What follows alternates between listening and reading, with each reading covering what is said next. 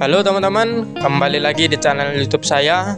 Kali ini kita akan coba membahas dan belajar tentang penggunaan bekatul sebagai salah satu bahan pakan campuran unggas, khususnya adalah ternak bebek pedaging.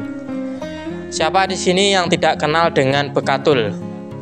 Hampir semua peternak unggas, ternak ayam, bebek pedaging, dan entok menggunakan bekatul sebagai salah satu pakan campuran ternak mereka.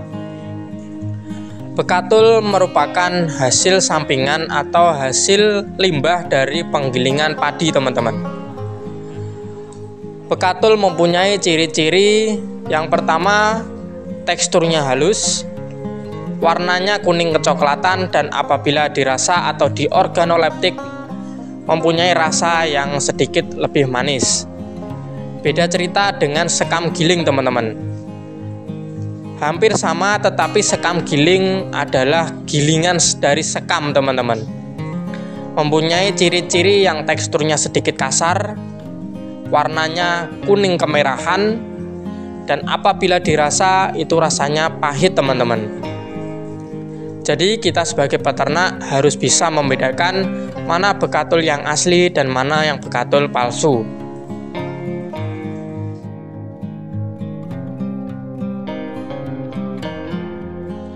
Sekarang pertanyaannya, mengapa hampir semua peternak unggas menggunakan bekatul sebagai salah satu bahan pakan campuran mereka?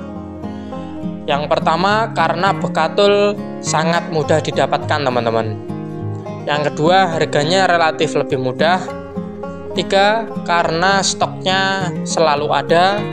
Dan yang keempat adalah penyimpanannya tidak repot, teman-teman.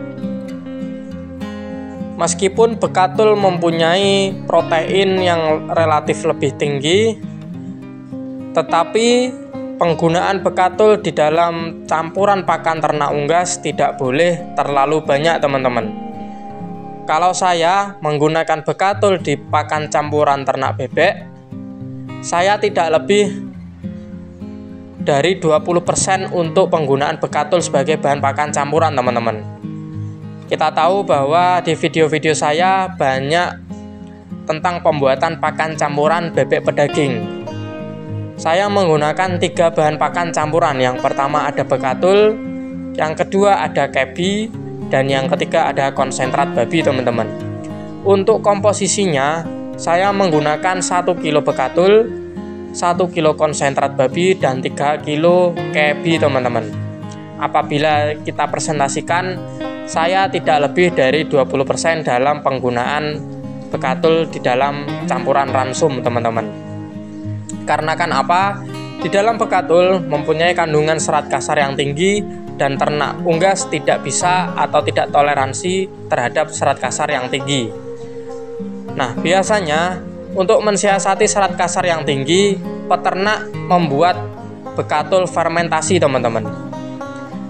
Bekatul kita fermentasikan dengan menggunakan E4 dan molases yang kita simpan tidak lebih dari 3 hari dengan keadaan anaerob atau kedap udara, teman-teman.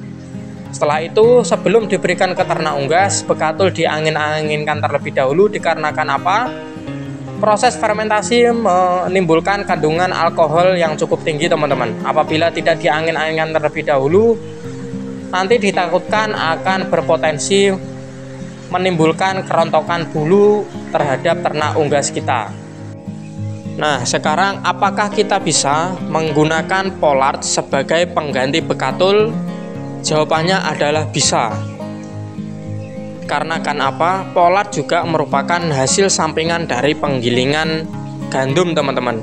Jadi perbedaan antara pollard dan gandum adalah apabila pollard itu hasil sampingan dari penggilingan gandum dan bekatul adalah hasil sampingan dari penggilingan padi, teman-teman. Untuk penggunaannya hampir sama, kita tidak boleh lebih dari 20% campuran unggas, teman-teman, campuran pakan unggas. Karena kan apa? Pollard juga mengandung serat kasar yang tinggi. Yang terpenting di sini adalah kita menggunakan bahan pakan ternak unggas. Yang pertama, stoknya selalu ada, teman-teman. Harganya murah, penggunanya tidak ribet dan proses penyimpanannya juga bisa dalam jangka waktu yang relatif lebih lama teman-teman. Jadi bebas mau menggunakan pollard, jagung, gaplek, ataupun bahan-bahan pakan energi yang lain sebagai bahan pakan campuran unggas. Kita hanya berfokus kepada kandungan energi metabolisme dan stoknya yang selalu ada teman-teman. Jadi kita sebagai peternak jangan sampai repot sendiri untuk menentukan bahan pakan ternak unggas kita teman-teman.